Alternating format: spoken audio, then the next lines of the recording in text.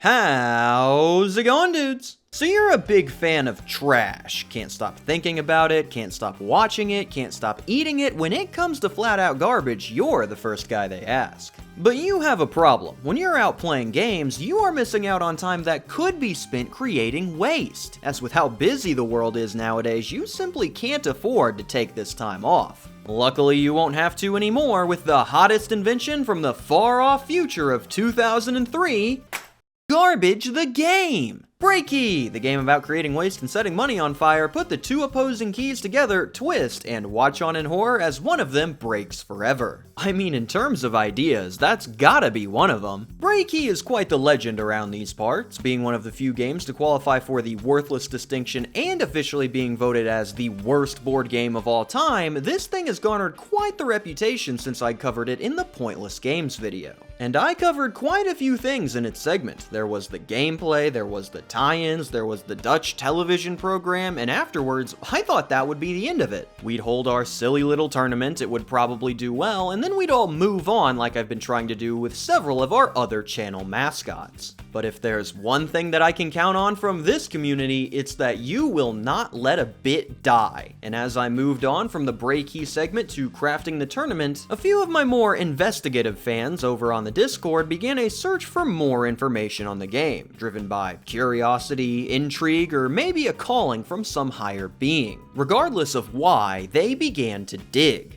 And dig they digged until they came across some of the most arcane knowledge to ever come from a product line this stupid, transcribing their findings into one of the most curious documents to ever grace the hands of man, the BreaKey Files. And now I get to talk about this game for 18 more pages!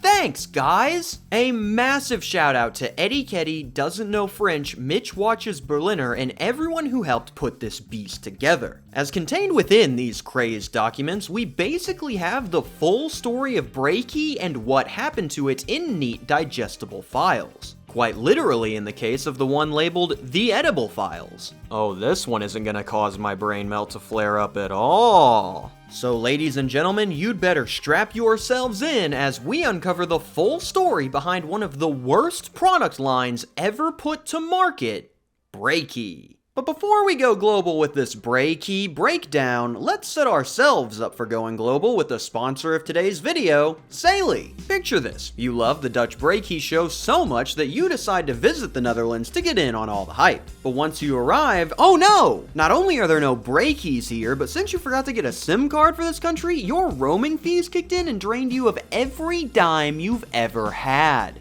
How does this keep happening to me? Luckily, Saley is here to prevent this confusion right from the start. Saley is an eSIM service that will allow you to connect to the local network of any country without the hassle of needing to find and install a different SIM card. I have been abroad twice, and I kid you not, the whole time I was petrified of using mobile data without thinking and instantly losing $20 to $30. So you know if I'm ever outside the old US of A again, I'm leaving that stress here with an eSIM my silky smooth brain can't misplace halfway through the trip. All you need to do is download the app, get a plan from one of the 190 countries and 8 regions, activate the eSIM, and you're good to go. Start with Saley before you leave and start your trip off stress-free, and get 15% off your Saley data plan by using code KamSandwich at checkout. Download the Saley app or go to saley.com/KamSandwich and start saving on stress. Thank you again to Saley for sponsoring this video. Now let's get back to seeing how much stress BreaKey is going to cause me with all of their craptastic ideas. The BreaKey Files are a collection of findings that are split into 3 major categories: the physical files, the online files, and the marketing files. We'll tackle these in the same order that the document does, partially to not disrespect the clean formatting, and partially because this way we'll get progressively dumber with the things we uncover. So to start us off, let's begin with the physical files. The physical files contain 3 findings that deal with the key's build and functionality, like the first one here that mentions that the BreaKeys are made from a recyclable material. I tell ya, it's not easy being green. Thanks to the discovery of a Chinese patent from from 2001, I mean, we just started. It is shown that BreaKeys were made of polypropylene, a recyclable material that would allow the keys to not be sent immediately to a landfill upon breakage, possibly reducing the environmental devastation that the keys would otherwise pose. I say possibly, as all you would need to do in order to make this happen is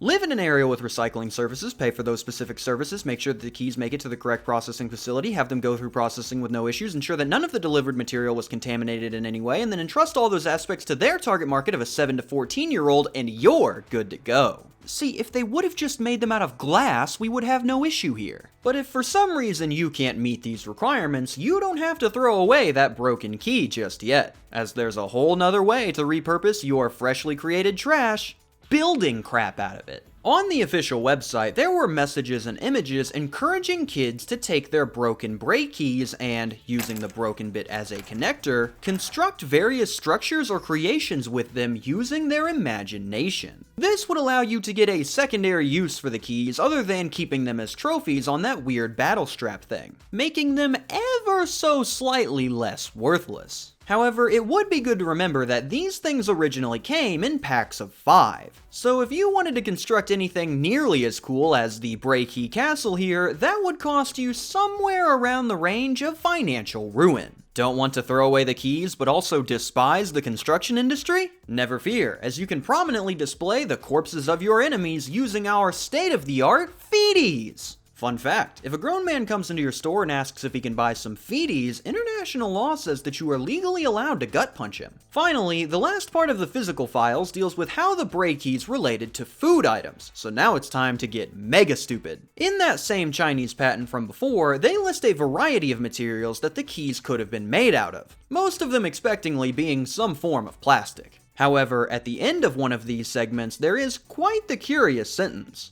It is also conceivable to use an edible material, such as sugar, for one or more parts. Have you made a decision yet, sir? Yeah, I'll take the BreaKey platter, but can I get that without the purple ones? I don't like purple. Unironically, if they made it to where after you break a key, you can eat that little useless bit that comes off, this game would be like 7.5 times better. But that's not all for their food follies, as in that same patent, they also talk about food-adjacent options for these bad boys, such as including them in, quote, bags of crisps or boxes of cornflakes as part of a nationwide giveaway. What good would getting one BreaKey from a box of Frosted Flakes do you? Or by treating them as a coupon where, for example, 10 specimens can be traded for a bottle of soft drink or a tube of toothpaste. Do you have any idea what this means? If this happened, then this would have made the keys a legitimate backed currency. Now, granted, based on your standard soft drink price, these probably wouldn't be worth more than a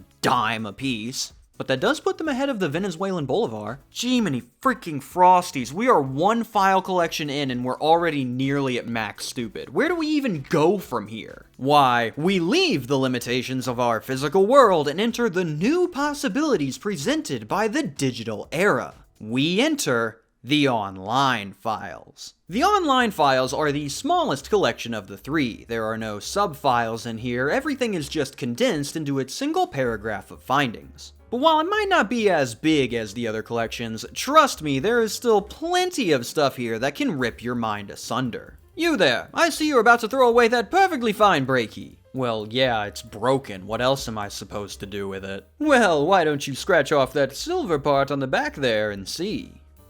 Wow, it's a code! Yes, my boy, now put that code into the official BreaKey website and behold, life after death! Yes, on each BreaKey came a code that you could redeem to get that key onto your official online account, granting that key the ability to battle other online keys like some sort of digital Valhalla. Does your BreaKey believe in heaven? Unfortunately, with the website being obsolete, I cannot show you the rip-roaring action of an online BreaKey battle. But I can tell you that they were determined to make this work, even going so far as to just outright bribe the kids to play. Rise to the top of the very real online BreaKey leaderboard, and Upper Deck was willing to mail you prizes for your success. These being very sensible things like more packs of BreaKeys, EA games from the time period, and an entire gosh dang Game Boy. There was also a collaboration with the Flemish TV show Spring. Oh, finally something relevant! For one of these online contests. Winners could take home all kinds of fabulous prizes, such as a memory game, codes for something, keychains, mouse mats, fan books, letter paper, and a state-of-the-art reading book. As opposed to the widely popular watching book. All of these prizes were of course adorned with the famous cast and characters of the television program Spring, for all the die-hard Spring fans to enjoy. Confound it, I missed it by just 2 decades. There were also several wallpapers or screensavers that were created that you could download to make your computer background. So if any of you Spring fans missed out on the initial rollout, I've put them full screen here for you to screenshot free of charge. I cannot express to you enough that this is your last chance. But with 2 of our collections now explored through and through, we only have one final group of findings to cover. A collection of information that is 6 times larger than the previous 2 files combined, the marketing files. Better strap yourselves in now, folks, because once we get this puppy started, there is no way to slow it down. We are locked in. The marketing files contain any and all information that could relate to getting the brand of BreaKey out to the masses, as well as the laundry list of problems associated with that mission. If you're wondering how many problems pursuing a target market could possibly cause, well, enough to fill 3 lawsuits, but we'll get back to that. For now, we're going to focus in on what BreaKey did to get their items into the hands of children everywhere. We touched on this a little bit in the original video, where they used everything from colorful imagery to tie-ins with popular media to one really weird Dutch television program that was truly one of a kind. And thank goodness for that, as after experiencing that madness, I don't know what I would do if there turned out to be a second television program produced in an entirely different nation.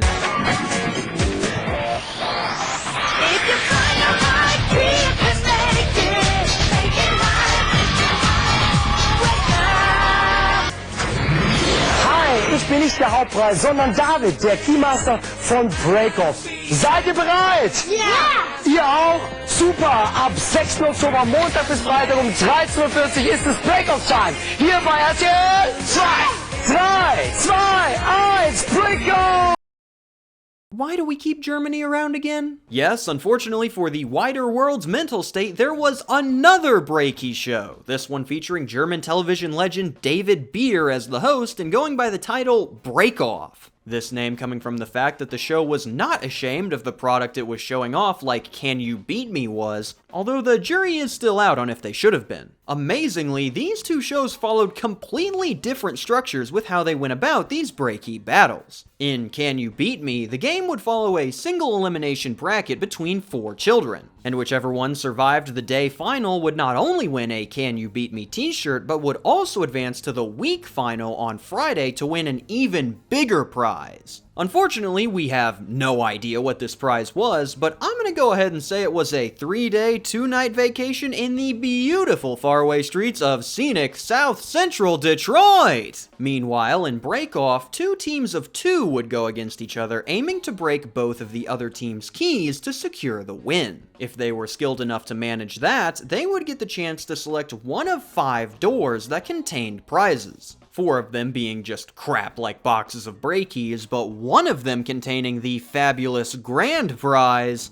Again, we don't know. Sunny, smiling South Central Detroit! If you picked crap on your selection, you could choose to come back the next day to play again with that door eliminated, running the risk of losing it all if you ended up losing. Oh no, not my BreaKeys. The German website for the show also adds a little bit of world building to the program by saying that the competition is held inside of the Break-Off Dome. Quote, "The Break-Off Dome is located in the Plaza Media Studios in Ismaning near Munich. This is where Premiere produces the Formula 1 live coverage and the UEFA Champions League broadcast, among others. The studios also produce well-known TV series such as Hausmeister Klaus and the Kocht Comedy Club. The butchering of the language is to wash away the sins of the program. The Dutch remain unforgiven. Unbelievably, the mad lads that put these files together actually managed to follow the corporate ladder all the way to the companies that might be in possession of these shows today and emailed them to see if they could get any more footage. And here's how that went. Fox spit back some corpo speak that roughly translates to screw off. RTL 2, who produced the German show, replied back saying that most old programs and shows can't be aired anymore due to licensing issues and that they no longer provide show fragments for personal use. And Talpa, the streaming platform that succeeded the Dutch network, said that they are sorry to disappoint, but that they don't have any digital footage of the program since it was from before they acquired KIJK and it was not transferred over, even including a sad face to show their sadness at the situation. Alright, Dutch people, this person was nice enough that you are hereby forgiven for the show, but don't do it again. And there's the full story of all we know about these shows. Call to action, lost media, whatever. But we need to focus up because somehow it's time for us to get even dumber.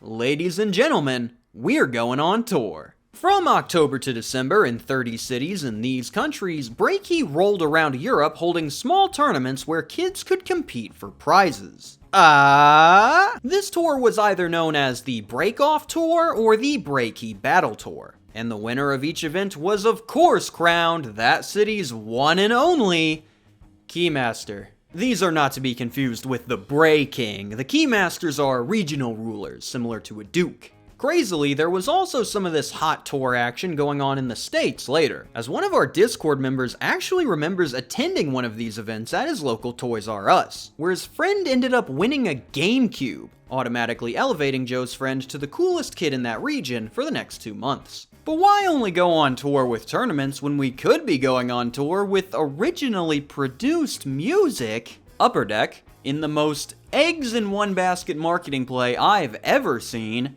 nearly managed to sign a deal where they agreed to sponsor a cross-country tour for an unnamed pop group from Orlando, in exchange for that group writing an original song about breakies. What are we doing here? Come on! Despite Billboard reporting that the agreement was in the process of being signed, the deal eventually fell through, which I wouldn't trust Billboard's reporter here too much anyway, as he said that a European tour was also involved, and that's just outright wrong. But we do know that this deal did exist, as one of the lawsuits mentions it, so we'll be getting back to that soon. But more importantly, who was this mystery band that almost gave us a hot breaky track? Well, many theories exist, but with it needing to be a band that was 1, from Orlando, Florida, 2, likely going to be making new music in the next few years, and 3, big enough to warrant the cost of a nationwide tour, the best option that hits on all of those points was likely the effing Backstreet Boys.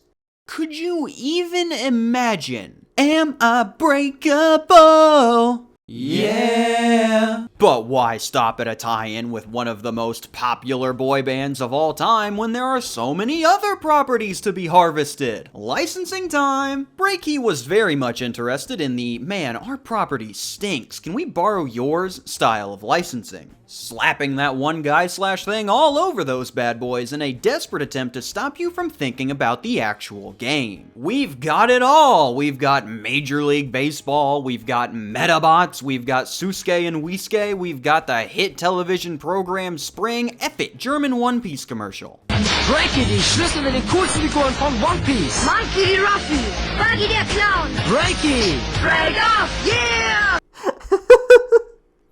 Come on, man. Amazingly, other tie-ins were planned for other properties to join in on the fun that never ended up happening. From fictional creations like Marvel and Pokemon to more professional sports like the NHL and the NFL. Man, now I'll never get my Dante Culpepper breaky beans. And that's it. No more stupid marketing from this nonsense. We're done. And I don't know about you, but I need some kind of reparations for what I was just put through there. Luckily, we have just that, as it's now time to watch this entire operation crash and burn through the lens of the 3 different lawsuits that killed this crap for the good of everyone not employed at Upper Deck. There are 3 lawsuits on offer here, the first relating to that alleged Backstreet Boys fiasco from earlier, and the last 2 directly resulting in the death of the whole product line. I have never been this excited for something that has already happened in my life. Let's start off with the first one and dive into the rowdy courtroom drama of Buzz Marketing versus Upper Deck Company, Eastern Court of Pennsylvania. Upper Deck contacted Buzz Marketing in January 2003 during their search for marketing firms to help with marketing the launch of BreaKey. Upper Deck's then Vice President of Sales, I kid you not, Rich Henry, who is real, alive, and has been working at the Pokemon Company for the last 20 years, met up with Buzz Marketing CEO Mark Hughes at an exhibition in New York in February 2003. After some discussion, Rich Henry asked Hughes to prepare a proposal for Upper Deck to evaluate. 5 proposals were sent from March to mid-April, the first 4 being rejected by Upper Deck, but the 5th one containing an idea so revolutionary that they simply could not refuse. The 5th and final proposal outlined a domestic marketing campaign in which a popular music group would be paid to endorse the product. And on the 14th of May, Rich Henry and Hughes had a phone call in which they discussed that 5th proposal. After this call, an amended version of the 5th proposal was sent to Upper Deck, along with a request for a $122,000 wire transfer. Whatever amount of money you think this thing lost, double it and take it from the next project. 16 days later, on the 30th of May, Upper Deck's marketing manager phoned Hughes to say that she would call him when the 122 bandos was going to be wired. Also on that same day, the marketing director, quote, left a voicemail for Hughes stating that he would be receiving the wire transfer on Monday or Tuesday of the following week. Now, this isn't mentioned anywhere in the doc, but common sense would dictate that after hearing this news, Hughes immediately went, "Aw, yeah!" After this, the article fiasco happened with that entire fake European tour, and then on the 2nd of June, Upper Deck sent Hughes another revised edition of the 5th proposal. And then on the next day of the 3rd of June, Hughes sent Upper Deck more revisions of the 5th proposal. Later the same day, Upper Deck responded with yet more revisions to the 5th proposal. 8 days later, on the 11th of June 2003, Rich Henry called Hughes to inform him that Upper Deck would not be launching the BreaKey product and therefore Buzz Marketing services would not be needed. Imagine, 122 bandos.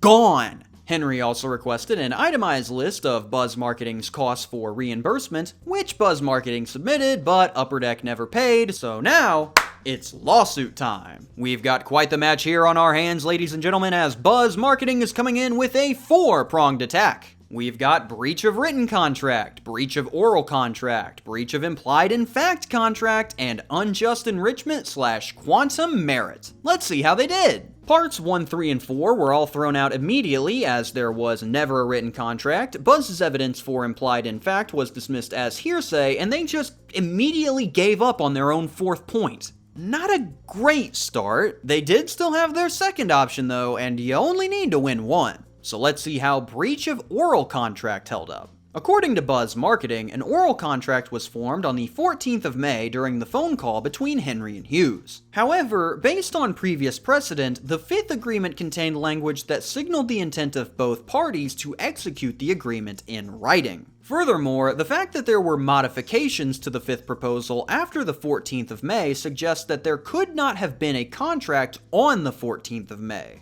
In other words, they're screwed. It is so over. In the end, summary judgment was granted to Upper Deck, the case was closed, and they started off 1-0 in the civil court. But that was really more of a warm-up round. Heck, the opposition even surrendered on one of their own claims. The next bout is not going to be as easy, as now we have entered the main event and the biggest reason as to why this product line ever died off in the first place. Ladies and gentlemen, it is time for Upper Deck Company versus BreaKey International, Southern District Court of New York. As a background, the ferocious BreaKey marketing and even the keys themselves completely vanished out of nowhere sometime in the second half of 2004, followed by their various websites in early 2005. This rapturous event of the entire BreaKey brand was seemingly kicked off by one minor miscommunication between Upper Deck and BreaKey International that eventually led to the lawsuit that killed the entire idea. So let's see for ourselves what exactly happened here. In July 2002, Ken Ross from BreaKey contacted Richard McWilliam from Upper Deck to propose a cooperation between the two companies with regards to the new BreaKey game. A few samples of these keys were sent over, and much later, on the 15th of November 2002, both companies came together and signed the updated BreaKey license agreement. So Upper Deck didn't even create the BreaKey line. Somebody else made this garbage on their own, showed it to Upper Deck, and they went, "What a great idea!" and just started throwing money at them. Part of this agreement was that BreaKey was going to help Upper Deck create a website for the online portion, which is going to become very important soon.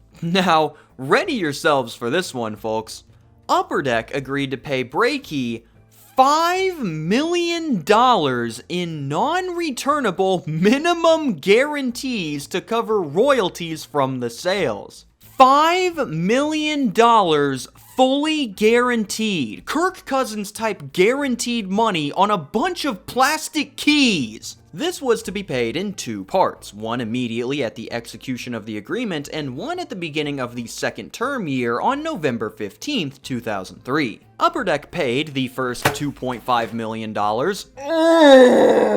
and BreaKey provided the source code for the website in December. $2.5 million up front for the right to sell this. What a steal! After sending $2.5 milli their way, it was smooth sailing. But by early 2003, Upper Deck began to find many problems with that earlier source code. In a meeting in May of that year, Upper Deck informed BreaKey of this and said that the agreement had to be amended. So they gave them this revised agreement, but BreaKey demanded that the $5 million total had to be increased. Guys, I don't think you get it. More guaranteed money! Upper Deck disagreed with this shakedown, and on the 13th of November, 2 days before their next payment was due, they decided, yeah, I think we're gonna sue you now, and BreaKey went, "Oh, that sounds like a great idea, we'll do it right back." So with our wacky cast of characters and their motivations established, let's go ahead and jump right into the battle. Upper Deck learned that it is not wise to spread yourself thin like Buzz Media did, so they are only going in with one devastating attack: breach of contract. As it had reached the date where Upper Deck owed the other half of their fully guaranteed money, Upper Deck had to pay BreaKey $2.5 million, but refused to do so because it argued that the source code that BreaKey provided for the BreaKey.nl website was not sufficient to host an online competition with a lot of different users in multiple different languages. BreaKey then shot back and argued that it was just there to provide the source code and was never required to make sure it fulfilled those requirements. Your Honor, we're just here to provide the code. We were never contractually obligated to prove that it actually worked. BreaKey moved for a summary judgment to dismiss the lawsuit, but was denied. After this, literally nothing happens. The lawsuit just ends here, so I think this was just to determine whether or not the case would be thrown out. It wasn't, so with neither company really winning here, we're just gonna call this one a draw. But now it's time to hit the real deal. The big kahuna, the one and only, the finale of all finales. Ladies and gentlemen, it is time for Upper Deck Company versus BreaKey International 2, Southern District Court of New York. This matchup is the culmination of everything we have seen so far, giving us what both sides are competing for, their evidence and thought processes, and all of the information surrounding BreaKey's rise and fall. So let's go ahead and start back at the beginning. The BreaKey IP consists of two products, the actual small plastic keys and the online game called BreaKey. In the contract signed in 2002, BreaKey granted Upper Deck an exclusive 2-year license to use, copy, promote, distribute, market, and sell the BreaKey product worldwide, excluding a few countries. Upper Deck agreed to launch the product in the United States, EU, and Japan, collectively called the Material Territories, by May 2003, and all other territories by November 2003. This is the full background. Upper Deck likes their stuff, they want to sell it, BreaKey gives them permission and in return gets royalties for each sale. Upper Deck does all the work for them, they still get paid a little bit, but Upper Deck has to follow some rules. For example, Upper Deck had to spend a minimum of $1 million on marketing and advertising for each of the 2 years in each of the 3 territories. For a total of $6 million, may I remind you, spent advertising small plastic keys that break forever the first time they lose. In addition to that, they have to give BreaKey 10% of all net sales with a minimum of $2.5 million, which is the non-returnable minimum guarantee that was mentioned earlier. So basically, if the BreaKeys take off and become the next Beanie Babies, BreaKey International makes a frankly stupid amount of money. But if the product flops and sells nothing, they still get $2.5 million.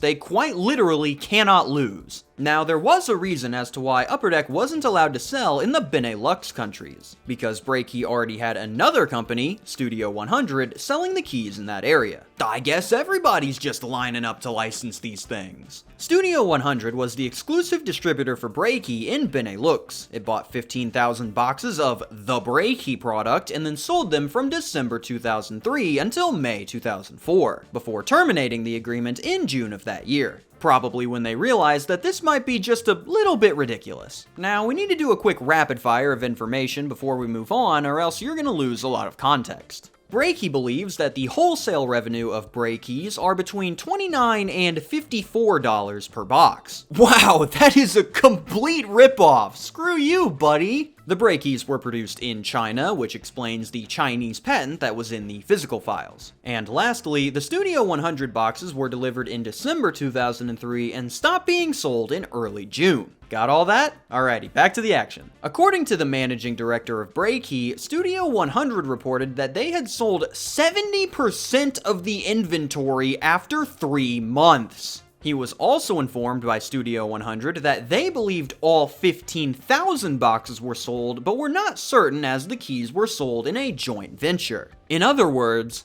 they sold out.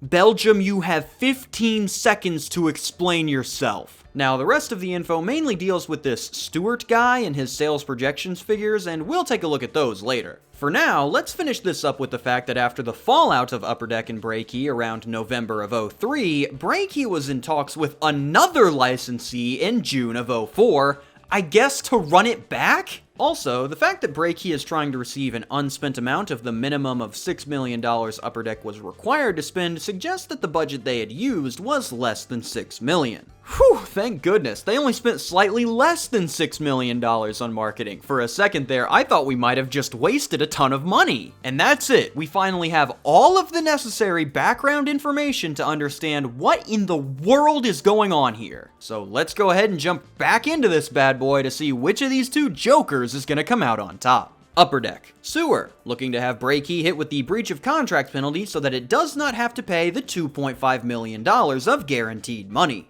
BreaKey International, Sui, countering for that $2.5 million of guaranteed money, as well as more cash on top of that in the form of 1. Lost royalties in the second year of the agreement, 2. Lost royalties beyond the term of agreement, and 3. BreaKey's claim for $6 million in unspent advertising dollars. We've got quite a lot on the line here, so let's see how it went. On October 13th, after oral arguments that we sadly only have the final results of, the courts awarded the summary judgment in favor of BreaKey, deciding that Upper Deck was the one who broke the agreement by not paying them the $2.5 million of more guaranteed money. I imagine the decision went something like, so the money was guaranteed. Yes, fully guaranteed, but they shouldn't get it because they failed to give the website multinational tournament functionality. Was that required within the contract terms?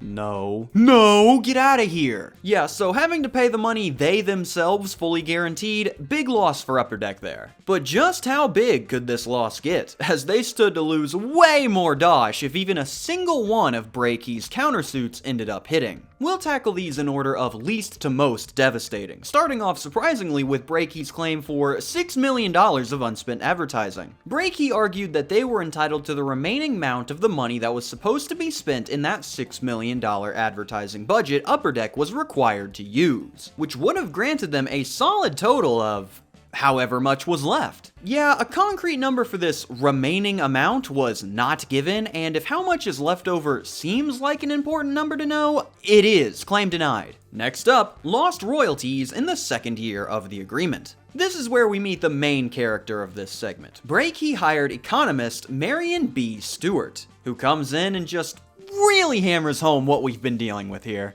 BreaKey brought Stewart in to show that Upper Deck's failures in that second term caused BreaKey to lose out on $9.4 million in royalties. So Upper Deck, per their agreement, should have to pay an additional $6.9 million on top of the $2.5 guaranteed. How did Stewart arrive at this number? Well, this was calculated using the sale of the 15,000 boxes from Studio 100. That agreement only lasted half the year, so therefore the figure was doubled to get 30,000 and multiplied that by $32, gotten from a combination of a sales report by a Spanish company called Deset from 2002, which BreaKey never contacted, a discussion about BreaKey's sales in the Netherlands, and 3 Upper Deck documents. Stewart concluded that BreaKey lost at least $8 million in royalties in the material territories, and this was combined with a similar analysis in 13 other countries with, quote, per capita income levels and rates of interest use at least as high as those at the lower end of the list in the material territories, for sales of 1.4 million achieving the 9.4 million. Confused? Yeah, so was everybody else. BreaKey was then asked to identify documents that showed that the sales by Studio 100 happened over a 6-month period. It instead submitted a declaration by BreaKey's managing director, which stated that this happened because the boxes were delivered in December 2003, Studio 100 stopped selling the boxes in early June 2004, and Studio 100 did not return any unsold boxes to BreaKey, which was allowed under the license agreement. And if they didn't return the boxes, this must mean that they sold them all, yeah?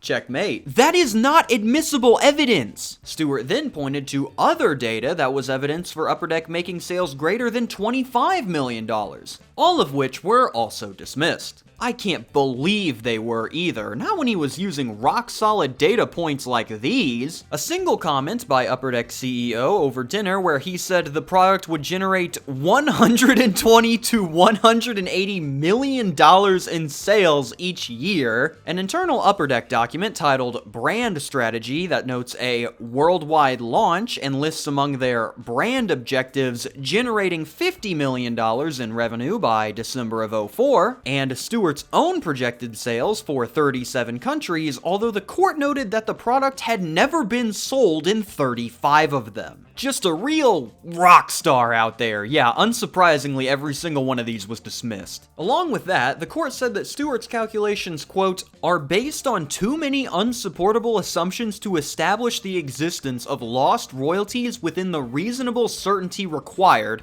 and then his extrapolation was also scrutinized. Brother couldn't even get the chart right. So this claim also ended up being denied. But never fear, we've still got one left, and it blows all of this other noise out of the water, as this is BreaKey's chance to really rake in the cash with lost royalties beyond the term of agreement. BreaKey argued that it could have made more money in a future license agreement, but that it couldn't now because of Upper Deck's wrongful conduct screwing over the brand perception. Dude, I can't believe Upper Deck made us look like a complete waste of plastic and resources. What the balls? To figure out just how much Upper Deck shenanigans cost them in the long run, they brought their boy Stewart back in to ring in this home run, and he came up with the totally reasonable figure of $19.6 million. It is not explained how this figure was achieved. I have run out of reasonable reactions? Seeing the writing on the wall here, BreaKey also tried to argue based on logic that no company will license a product if that product's patentability is being challenged, if that product has been dumped on the market and then withdrawn, if a major former licensee of the product is defaming the product and the product's owners, and if they thereby might be dragged into litigation. Okay, BreaKey, you're kind of spitting there. That was pretty good. Now, what data do you have to back that up? Well, none, but it sounded cool when I wrote it down. Can I please have $20 million? BreaKey did not supply any material evidence supporting these claims, and the court stated that these arguments were, quote, not a substitute for a plaintiff's obligation to provide evidence of facts that support the applicability of the expert's opinion to the case. Basically begging, can you please provide a smidgen of actual admissible evidence? Surprisingly, BreaKey went, oh yeah, we can. Hold on a second. There's no shot. There's not a single shot. Okay, so what we have here is a declaration from a potential licensee that echoes the sentiments that we put forward in our statement, directly confirming that this mindset can be applied to our current situation. Oh dang, this is actual admissible evidence. You can legitimately do something with this. Sweet, when did you guys get your hands on this? Oh, we had it the entire time. We withheld it during discovery.